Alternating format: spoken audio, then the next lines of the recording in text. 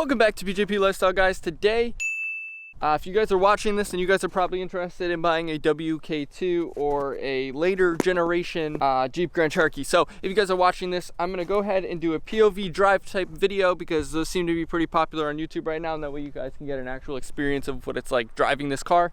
And I'm gonna go over a lot of the things that I wish I knew before I bought this. So if you guys are looking to buy a Jeep Grand Cherokee, stay tuned through the video, and I'm gonna point out a lot of different things that I like about it, don't like about it, and the things you should look out for when you are purchasing it. But let me hop into the GoPro. I'll put it on a POV style video and we'll walk around it and then we'll hop in. I know it's really dirty right now, but it's fine, guys. Let me hop into the GoPro right now. The nice thing about these cars, one nice little benefit is you can get the red key if you want. You can swap it. If you guys want a video on that, let me know. I know a lot of people have been messaging me about it, so if you guys do want the red key, I can give you guys the link and show you guys how to do that. But it does have the remote start, so you can obviously lock it from here. One other benefit is you're going to be able to just pop this, which is super nice. And then of course you can put it down as well from there. Touchless, like you don't have to actually use any effort to lift it up. And then of course you got the remote start, which is going to lock it and then start the car for you. Now, my car does have an exhaust on it, so it's an AFE power, I think is a 2.5 or 3 inch catback. So you hear it gets a little bit of sound to it. You'll hear that when we're driving. So if you guys are wondering, yes, there is an exhaust on the car. Exhaust videos will be linked up above and in the description down below. But I didn't wash the car or anything for this. I want it to be an authentic thing, so you guys can actually get a real view of what it's like to actually own this car. So we're gonna go ahead and hop in here, and we just go ahead and put our hand right behind there and it unlocks. You don't need the key. Obviously that is a fantastic thing. You can see down here, like I said, I didn't clean. There's snow, ice, it's a mess. It needs to be washed. Like I said, I'm gonna be doing a full detail video, so I'm kind of trying to get it really dirty, and then I'm gonna be doing that full detail video of a dirty Jeep. So we're gonna go ahead and slap it. You can see I have start stop service unavailable, which is because I disabled that with the little thing. I have a video on that as well. Pretty much a video for anything on this Jeep is here on the channel. So if you guys are looking at the Jeep Grand Cherokee, the 2017 model will come or can come with the paddle shifters, where the 2018 model, it does not have them. This is the Altitude package, so that was an option in 2017 and previous, but it is not after 2018, I believe. So that's one thing that sucks. Another thing to look for is the Uconnect. So if you guys are interested in the Apple CarPlay and that's something that's important to you and you want the upgraded, more responsive touchscreen, you're going to want to go with the 2018 or above, so you can go ahead and get that better CarPlay, or get the better system with the CarPlay. So let's go ahead and just pop her into drive and let's take her for a spin here. So this road, I'm on like a little back road, is a little bit snowy and icy, so we're gonna take it a little bit slow here and try not to crash because I have a GoPro on my face.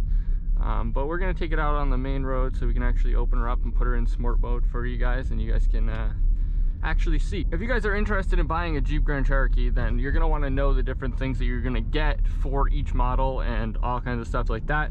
I do have a trim level video on the channel, which is kind of an interesting one.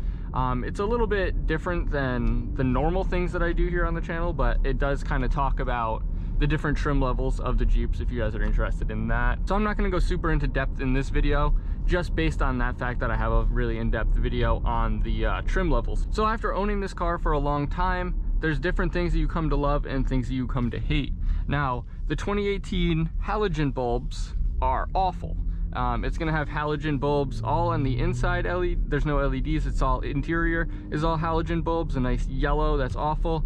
As well as if you guys get the as well as the headlights, so, and the fog lights. So you know, those are things that you guys need to consider if you guys are looking to replace those. One thing that I will say is quite a big deal is replacing the headlights. It sucks. Replacing headlights, swapping headlights on these cars is awful, and I would definitely not recommend it. Either have someone do it or make it easier on yourself and pull the whole headlight.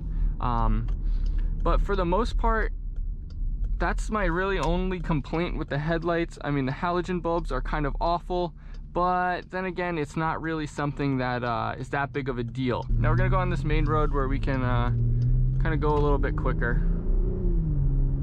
So now it's not in sport mode or anything right now, and we're just getting up to speed. I mean, I'm probably 25% down on the throttle. So it's a very responsive car. It feels really good. Some people might get mad at me calling it a car, but it's not a truck. So if you want to just call it a Jeep, it is a Jeep, I guess. But either way, it's a car, it's a vehicle. It is what it is. It's very responsive. It's a pretty quick little car for like a smaller or I guess it's a larger size SUV. I guess it's kind of mid-sized. But it's definitely something that it has a little bit of get up and go. It's got this one does have the 3.6 liter V6 engine in it, so it's not the fastest. You don't have the Hemi or the 5.7 Hemi or the 392 engine in the SRT that's going to be putting out like the 500 horsepower, but it does put out close to, I think, 300 horsepower, and it feels really good and responsive for the size of the car. One thing that I love is the sport mode here, and one thing that I hate is right next to it, and that is the auto start stop feature. So that's going to basically turn the car off at red lights and then turn it back on. There's a ton of complaints, ton of issues with it, and that's definitely one thing to look out for when you're buying the car. If you guys hate that, then it might not be the best thing. There are a couple workarounds. I have a video on my channel where I actually just disconnect the sensor, and it gives you a little error light, but it still works fine. I mean, the car works fine, remote start works, everything. So it's not that big of a deal. Another way is they have a little adapter that you can get that kind of just plugs in, and when you connect that in, it's gonna disconnect it or disable it, and you're not going to get a light on your dash. So there's different options for that, but it's just a matter of knowing about it when you're going into it. Like I said, the big things are like knowing about the Uconnect. I had no idea. I had to do a lot of research to find out about the different trim models and the different things that come in each level. So let's see if we can get on her here.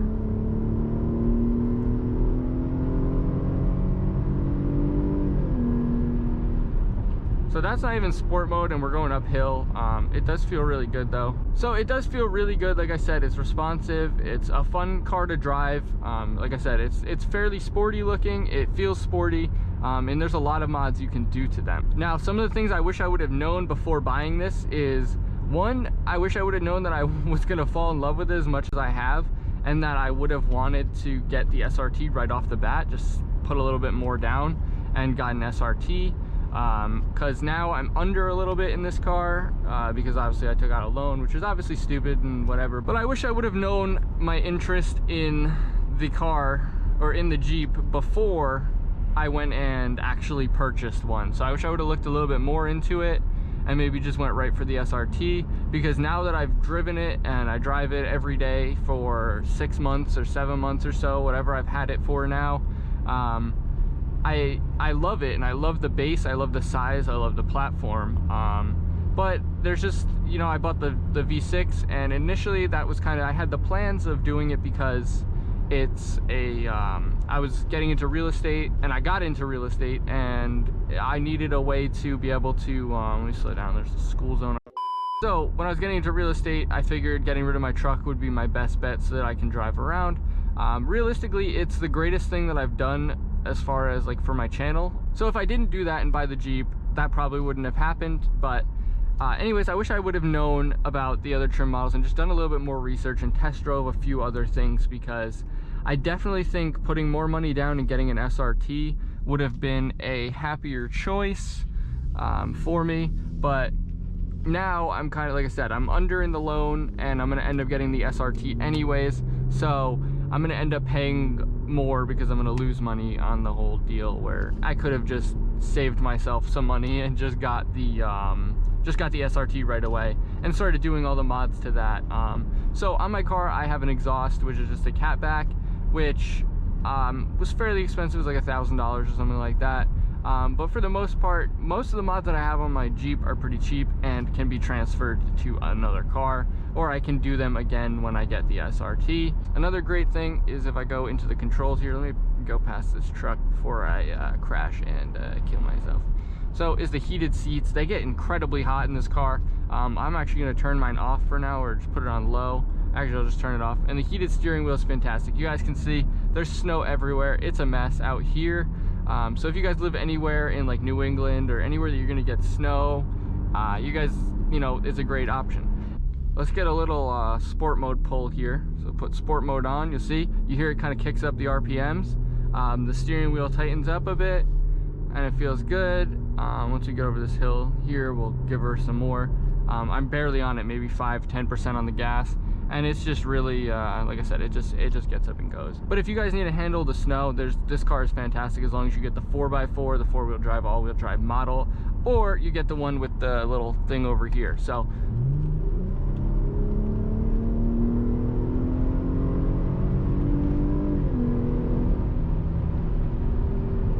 you can see it gets going. Obviously it's not the fastest. I mean, it's a 6-cylinder Jeep with nothing extra on it, so it does sound good with the exhaust on it too. I think it gives it a good tone. It feels good, and the nice thing about the sport mode is it tightens up the steering. So if you guys like that, you can actually change that in the settings and just have yourself the sport mode steering all the time if you like how tight it is. I personally like just driving on the normal mode, the casual driving setting, and then when I'm doing anything where I want to go into sport mode, then I just drive with sport mode on. Then it is super touchy when you put it in sport mode. You can hear too, it's getting up to those higher RPMs before shifting. So if you guys are doing anything like merging on the highway or highway driving, I absolutely love sport mode. If you guys drive on the highway consistently, then going ahead and throwing it in sport mode when you're driving on the highway is going to be a huge bonus. Obviously it's not as centered or grounded as a car. It does still have a bit of bulk to it and kind of a little bit of body roll. Like when we go around this curve here, I'm definitely going to feel some sway here and get some body roll. So you do have to take things a little bit slower than a car. You can obviously lower it either on SRT springs, or Eibach makes a really good lowering kit, which I was going to install on this, but I'm just going to wait and save my money to put on a bigger down payment on an SRT, because like I said, I plan to do that within the next year, and I wish I would have known that right away, because, you know, if someone would have told me to look into the SRT before, then I would have. That's kind of the same thing if you're going the other way and you want to lift it and you want to do, you know, bigger wheels and tires and you want it to be more off-road. Like, you're not going to want the one without the little traction control so you can swap between the different modes, the Quadra-Track 2 system. You're not going to want this Quadra-Track 1 that I have on this car. So that's definitely something to look out for and keep an eye on if you guys are in the market for the Jeep. Definitely look at what you guys are going to be doing with the Jeep and what your plans are, I guess, in the future, because if you're someone like me and you want to do more of a car style and you want to do like an SRT build, then you're gonna have to look into that a little bit more. The only issue that I've really had that's been kind of an annoyance is, which I guess it's not even an issue, it's more of just an annoyance. There's an issue with the filler necks, and that's a really common issue in a lot of the newer cars, not just the Jeeps, with the capless gas tank, because when you put it in, it somehow doesn't register or something, and basically it just says that you're basically not filling up, and it clicks off every like few seconds. It's a really common issue. I resolve it by just flipping the gas tank or the gas pump upside down, the little handle nozzle, and that works fine for me, but that might be an annoyance for you. There is a fix of a newer filler neck, I believe, but I haven't got it, and I'm not really too worried about it to the point where I need to do that. If it was causing me actual issues, then I might, but it doesn't really cause me any issues. Overall, after owning it, I would say, based on the few flaws that it does have, things like the air ride suspension or the airlift suspension in it, maybe then you might say that there's some more issues. Mine doesn't have that, so I don't have those issues, but I hear a lot of bad things about them. But basically, you can do some more research for yourself. But for the most part, overall on the platform itself, on the WK2 Jeep, if you guys are watching this and you're looking to get one, then definitely I would say, if it's fitting for you, then go ahead and get it. It's a great car, great platform. It can do the best of both worlds and can really just be a fun daily driver for you. Overall, guys, like I said, ask questions down below and I will try my best to answer them for you. As to whether the car is good or not, or different things that you guys might have different uses for it, or if it's going to be good for those, and I'll try and answer those as much as I can.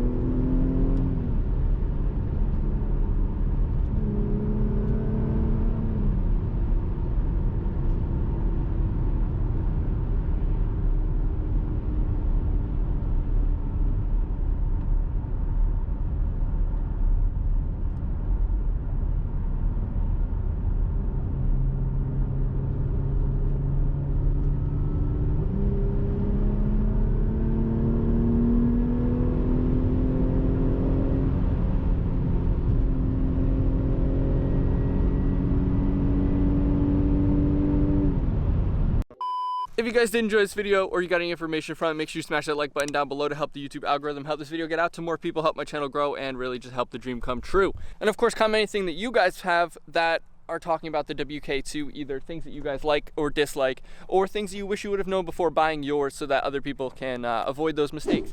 And of course, if you're not already subscribed, make sure you subscribe now to stay updated with future content. We have new videos every Monday, Wednesday, and Friday at 3 p.m. on the channel. And of course, shoplifestyle.com to get yourself some nice high quality lifestyle merch and stay nice and cozy during these cold, wintry times. Thanks for watching, guys. Peace. I feel like I am losing